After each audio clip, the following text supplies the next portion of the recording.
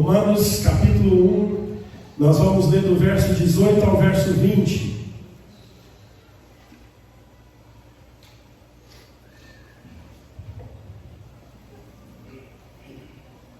Vamos ler juntos? A ira de Deus se revela do céu contra toda impiedade e perversão dos homens, que detêm a verdade pela justiça. Porquanto o que de Deus se pode conhecer é manifesto entre eles, porque Deus lhes manifestou.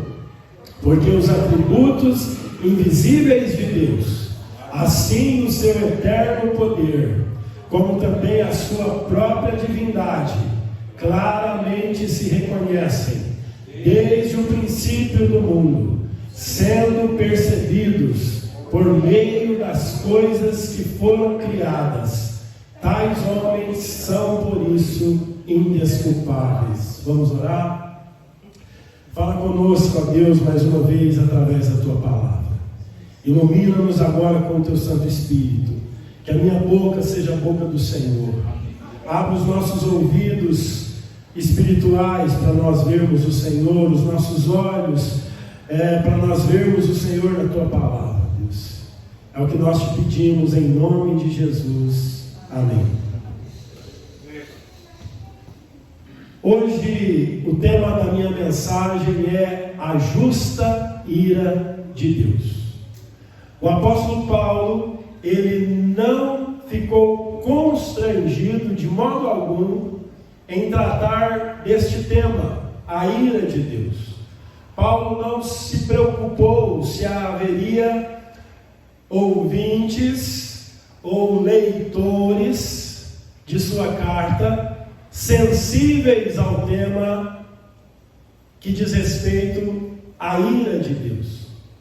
Pois há muitas pessoas que pensam que falar sobre a ira de Deus é algo contraditório quando se fala de um Deus de amor, de misericórdia, de perdão, de justiça, de graça, como nós inclusive já vimos aqui nas últimas semanas. Paulo, ele trabalha o tema acerca da ira de Deus, e ele diz: a ira de Deus se revela do céu contra toda impiedade e perversão dos homens que detêm a verdade pela injustiça. Então, esse versículo 18 nos mostra que a ira de Deus se revela contra toda a humanidade. A ira de Deus se revela contra o nosso pecado. A ira de Deus se revela contra nós. Deus, meus irmãos, Ele não é indiferente ao pecado. Deus, Ele se ira em relação ao meu pecado, ao seu pecado, ao pecado da humanidade. O pecado, ele agride a santidade de Deus. Um Deus tão santo como o nosso é afrontado pelo pecado e se ira em relação ao pecado. Portanto, a expressão a ira de Deus que nós vemos aqui no versículo 18, ela revela a insatisfação, o desprazer de Deus em relação ao nosso pecado. A ira de Deus se revela contra o nosso pecado. Portanto, falar da ira de Deus não é incompatível a falar do seu amor. Pelo contrário, a ira de Deus é uma expressão de amor. Porque Deus nos ama. Ele fica irado em relação ao nosso pecado. Porque Deus nos ama. A ira de Deus é também uma expressão do seu amor por nós. Porque Deus nos ama, Ele ira-se contra o nosso pecado. A melhor expressão da ira de Deus revelada foi Jesus no Getsemane e no Monte do Calvário. Jesus disse: passe, se possível for, passe de mim esse cálice. Ali o Senhor Jesus se referia ao cálice da ira de Deus. Nos evangelhos nós vemos o relato daquilo que o Senhor Jesus passou no Getsêmani e no Monte do Calvário, por levar sobre ele a ira de Deus contra o pecado. Por isso, nesta manhã, eu quero falar sobre a justa ira de Deus. Sobre o que nós vamos falar nesta manhã, meus irmãos? Sobre a justa ira de Deus. E o primeiro ponto do sermão nesta manhã é o seguinte: a ira de Deus é justa, porque Deus se ira. A ira de Deus é justa por causa da forma injusta que o homem se relaciona com a verdade. A ira de Deus é justa por causa da forma injusta com que o homem se relaciona com a verdade. A ira de Deus é justa por causa da forma injusta que o homem se relaciona com a verdade. Vejam aí, meus irmãos, no versículo 18, a palavra de Deus diz assim: a ira de Deus se revela do céu contra toda impiedade e perversão dos homens que detêm a verdade pela injustiça. A ira de Deus é justa porque os homens se relacionam de modo errado com a verdade de Deus. Primeiramente, nós precisamos entender que Deus não é como nós. A ira de Deus não é aquela ira de raiva, de explosão, de sentimentos que nós sentimos, mas a ira de Deus é a sua santa repulsa pelo mal, é o seu desprazer pelo pecado. A ira de Deus não é uma explosão de ódio como a minha, como a sua, como muitas vezes nós ficamos irados, mas Deus se ira contra a nossa pecaminosidade e como nós nos rebelamos contra a verdade dele. Por isso a ira de Deus é justa, porque nós temos de forma injusta nos relacionado com a verdade. O verbo revelar-se aqui no texto, quando a Bíblia diz a ira de Deus se revela, ele está numa forma no grego interessante, que é um presente contínuo. Então, no grego, o verbo revelar-se aqui está mostrando que a ira de Deus é contínua contra o pecado. O presente contínuo demonstra um ato contínuo que não para. Deus já manifestou a sua ira algumas vezes na história do mundo. Nos dias de Noé, ele fez isso. Nos dias de Sodoma e Gomorra, ele fez isso. Nas pragas do Egito, ele fez isso. Talvez um exemplo como este da manifestação da ira de Cristo, de Deus, só será visto novamente quando Jesus Cristo voltar. Abram suas Bíblias em 1 Tessalonicenses, capítulo 1, versículo 10. 1 Tessalonicenses 1, 10. Olha o que o texto diz: e para guardardes dos céus o seu Filho, a quem ele ressuscitou dentre os mortos, Jesus, que nos livra da ira vindoura. Já vai começar o churrasco agora, ou é para nos assar aqui dentro? O que está acontecendo? Pode deixar aberto, senão nós morremos aqui. Todo mundo está ouvindo, não está? Misericórdia. A ira de Deus ainda vai chegar. Diabo Maria. Irmãos, a palavra de Deus aqui em 1 Tessalonicenses 1,10 fala que a ira de Deus será manifesta quando Jesus Cristo voltar. Louvado seja Deus, porque nós em Cristo Jesus já fomos libertos da ira vindoura. A graça de Deus nos alcançou. Mas um dia todo olho verá. O pecado será punido, o nosso pecado será castigado. Deus se ira porque os homens mudam, tratam de maneira injusta a verdade de Deus.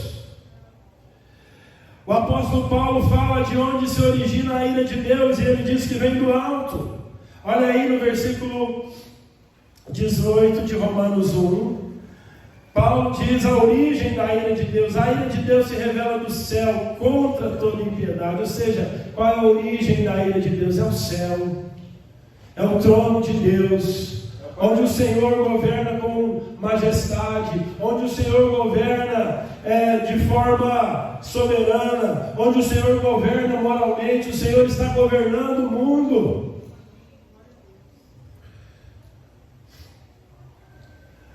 O versículo 18 também fala a causa da ira de Deus, é a nossa impiedade e a perversão. Aí no versículo 18 ele diz: a ira de Deus se revela do céu contra toda impiedade e perversão dos homens. O que é impiedade? Impiedade está ligado ao nosso relacionamento a Deus. Impiedade está ligada a toda a nossa rebelião contra Deus. E o que é perversidade? Perversidade é toda a nossa rebelião contra o próximo. Então, a impiedade, ela está ligada à idolatria. A perversão está ligada à nossa impureza, à nossa imoralidade. A ira de Deus, portanto, se revela contra estas coisas nas nossas vidas. A nossa desobediência e rebeldia a Deus, e a nossa imoralidade e impureza em relação ao próximo. A perversão diz respeito à quebra dos 4 primeiros mandamentos. A impiedade, melhor dizendo, diz respeito à quebra dos 4 primeiros mandamentos, e a perversão diz respeito aos outros 6 mandamentos. Abra sua Bíblia aí em Êxodo, capítulo 20, onde nós temos ali registrado os 10 mandamentos.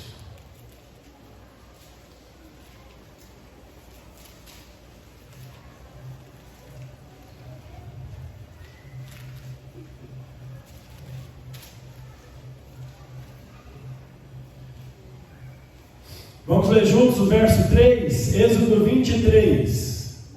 Êxodo capítulo 20, versículo 3. Primeiro mandamento que nós quebramos contra Deus. Vamos lá? Não terás outros deuses diante de mim. Segundo, não farás para ti imagem de escultura, nem semelhança alguma do que há em cima nos céus, nem embaixo na terra, nem nas águas debaixo da terra.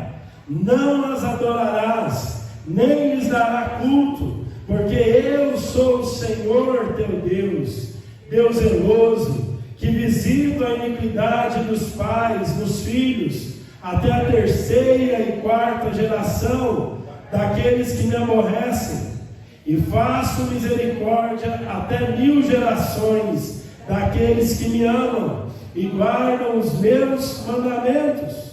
Terceiro mandamento de Deus: não tomarás o nome do Senhor teu Deus em vão, porque o Senhor não terá por inocente o que tomar o seu nome em vão.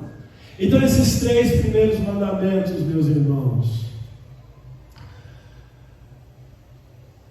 eles falam. Nós vamos ver o 4º mandamento que também está relacionado a isso, mas eles falam do nosso relacionamento a Deus.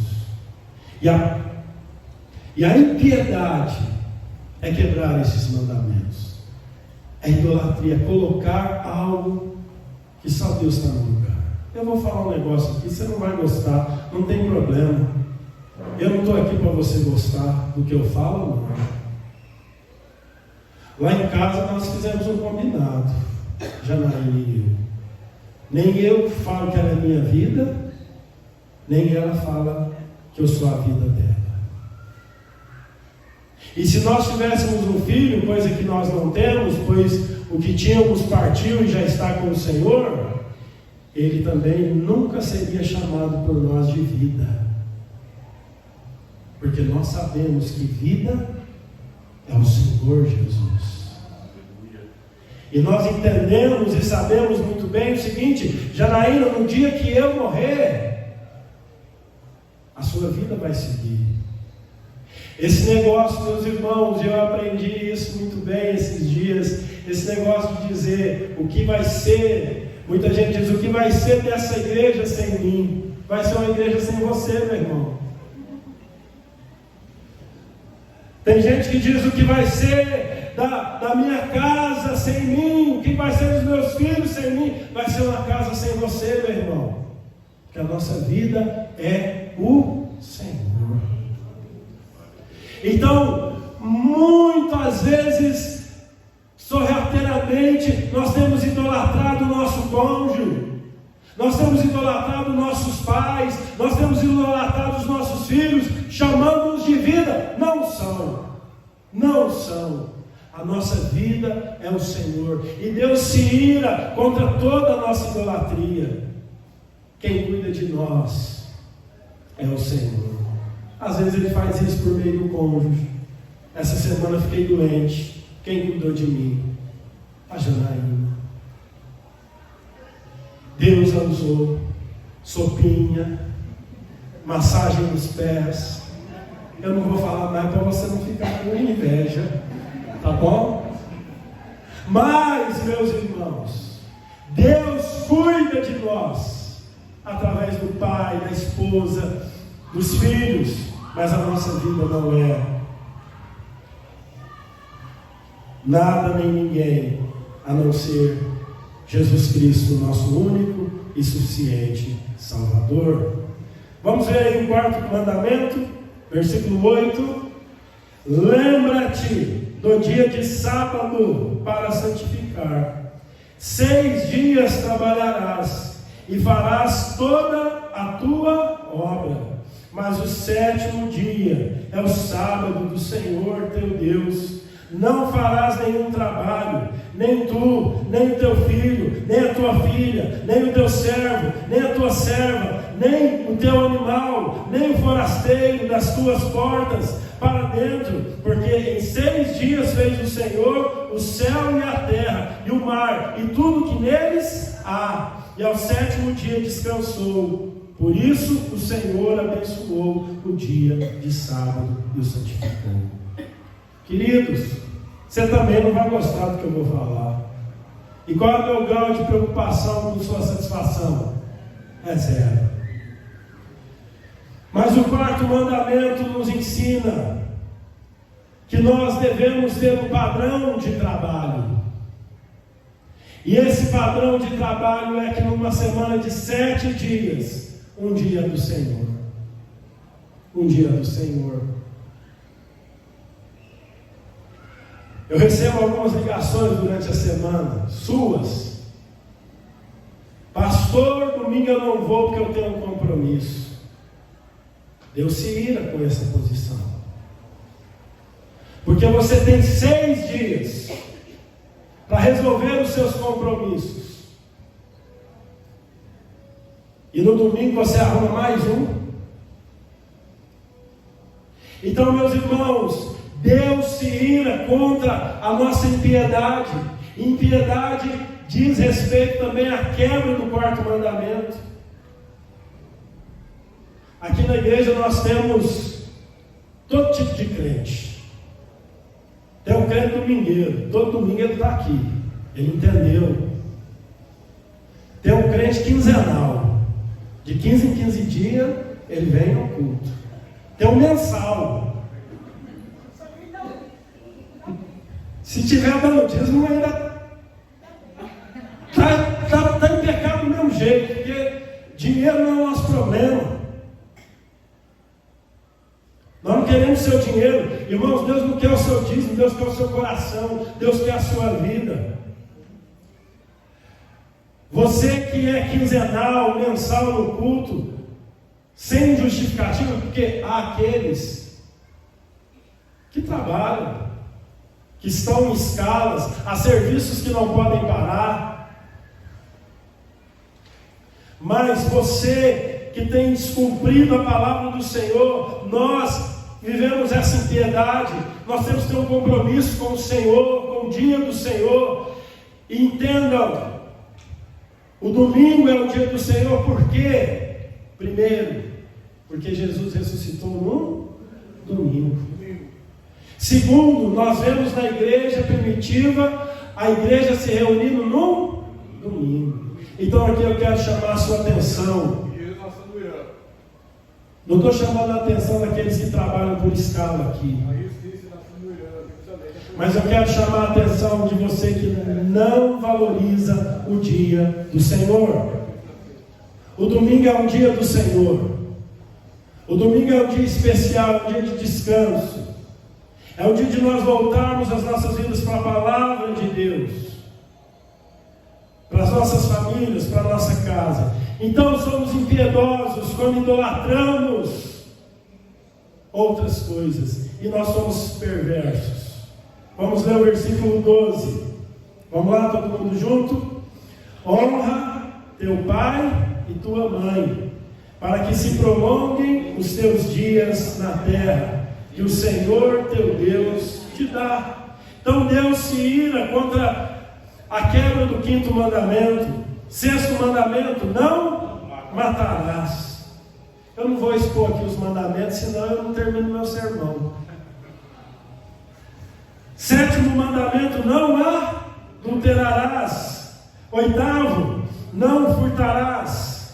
9º mandamento: não dirás falso testemunho contra o teu próximo. 10º mandamento: não cobiçarás a casa do teu próximo. Não cobiçarás a mulher do teu próximo, nem o seu servo, nem a sua serva, nem o seu boi, nem o seu jumento, nem coisa alguma que pertença ao seu próximo. Então, meus irmãos, nós somos impiedosos quando nós idolatramos outras coisas. Idolatria é colocar qualquer coisa no lugar de Deus. Nós somos alvos da ira de Deus por causa da nossa perversidade. Matamos, roubamos, cobiçamos, adulteramos, não honramos os nossos pais. Que Deus nos ajude. Que Deus nos ajude. A ira de Deus é justa por causa da forma injusta que o homem se relaciona com a verdade de Deus. Mas a ira de Deus é justa por causa da forma consciente que o homem rejeita a revelação divina. A ira de Deus é justa por causa da forma inconsciente, da forma consciente que o homem rejeita a revelação divina. A ira de Deus é justa por quê? Por causa da forma consciente que o homem rejeita a revelação. Olhem aí, voltem lá para Romanos 1, 19 e 20.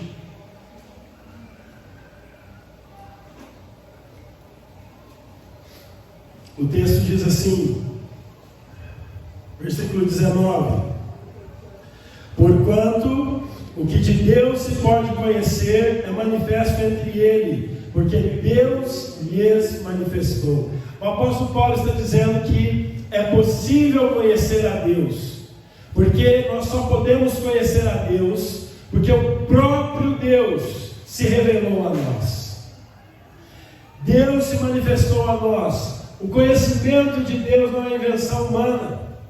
O conhecimento de Deus é resultado da revelação de Deus aos homens. Paulo deixa claro que aquilo que se pode conhecer de Deus, Ele revelou aos homens, a nós. A revelação natural de Deus é suficiente para nos mostrar a majestade de Deus. O apóstolo Paulo vai mostrar que a criação é suficiente para nos mostrar que existe um rei soberano e majestoso, e por isso todos os homens são indesculpáveis diante de Deus. Vamos ler juntos o verso 20. Porque os atributos invisíveis de Deus, assim o seu eterno poder, como também a sua própria divindade, claramente se reconhecem desde o princípio do mundo, sendo percebidos por meio das coisas que foram criadas. Tais homens são por isso que indesculpáveis.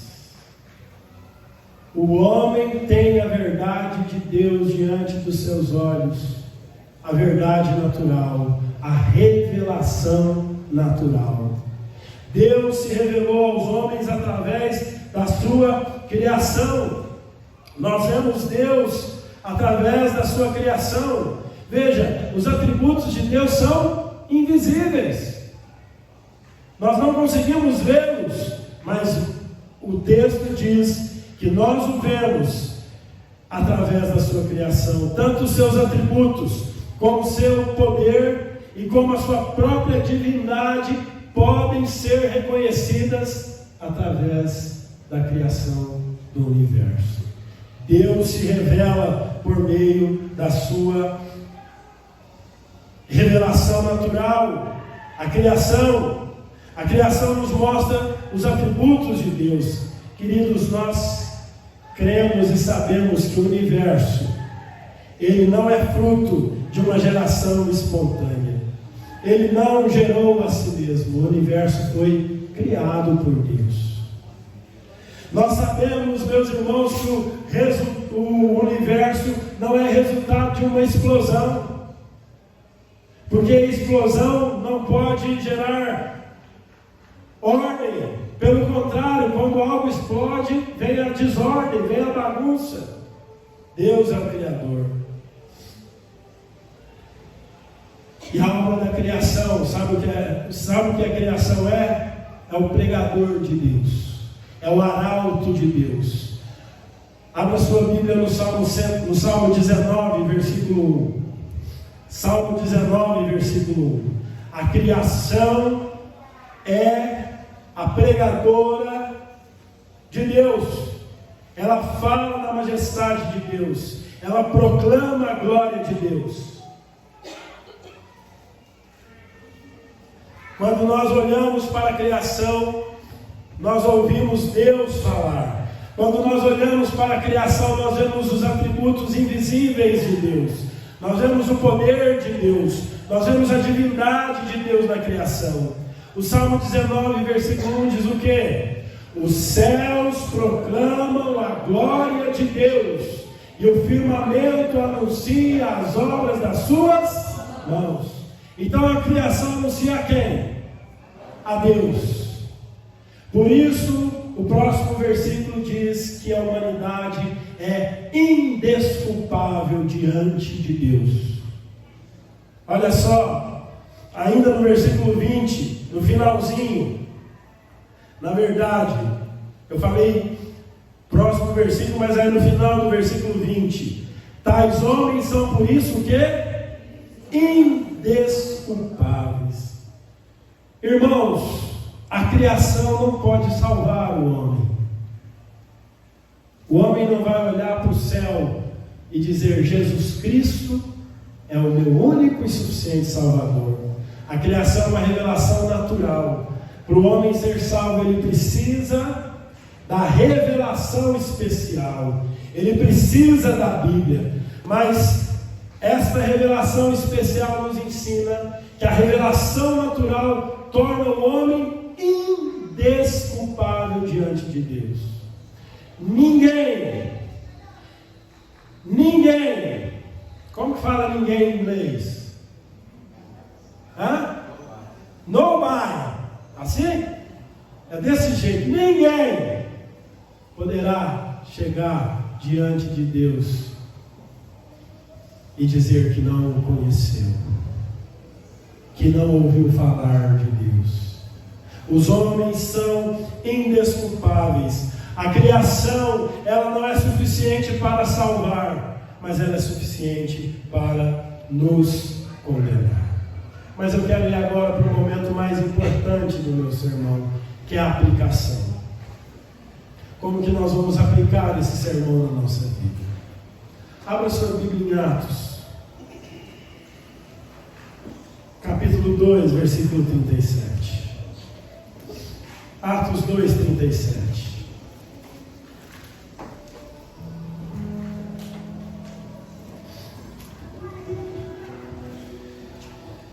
Deixa eu dizer uma coisa para você sobre a justa ira de Deus. A ira de Deus é justa contra nós, porque nós não lidamos da maneira correta com a revelação natural de Deus. A ira de Deus é justa contra nós, porque a gente tem rejeitado a revelação de Deus. Deus tem falado conosco, fala através da criação, fala através da pregação, mas ainda assim, os nossos corações são impiedosos contra o Senhor. Nós idolatramos coisas que não deveríamos idolatrar. O nosso coração é perverso contra o próximo. Nós fazemos contra o nosso próximo aquilo que nós não deveríamos fazer. Aqui em Atos, então, antes de ir para Atos, você pode estar pensando: eu estou perdido. Ou você não está pensando em nada, você está torcendo para ver a hora desse culto acabar. Mas deixa eu dizer uma coisa para você, meu irmão, muito amor, você está perdido sem Jesus. Aqui eu faço com carinho. Mas se porventura você nesta manhã faz a mesma pergunta que os ouvintes de Pedro fizeram quando ouviram seu sermão em Atos 2, o versículo 37 diz: ouvindo eles estas coisas, compungiu-se-lhes o coração. Meu irmão, seu coração ainda queima quando você ouve a palavra de Deus? Ouvir aqui para você é mais um costume, uma religiosidade. Mas se o seu coração está queimando diante de Deus, como o deles estava, eles perguntaram: o que faremos? O que você vai fazer com esse sermão? O que você vai fazer com essa verdade? E a resposta de Pedro é: arrependei-vos e cada um de vós seja batizado. Para aqueles nesta manhã de coração quebrado, a resposta é arrependimento. Arrependa. Aqui, ó, tá vendo o grupo louvor aqui? Sexta-feira tem reunião de oração, vocês têm que participar.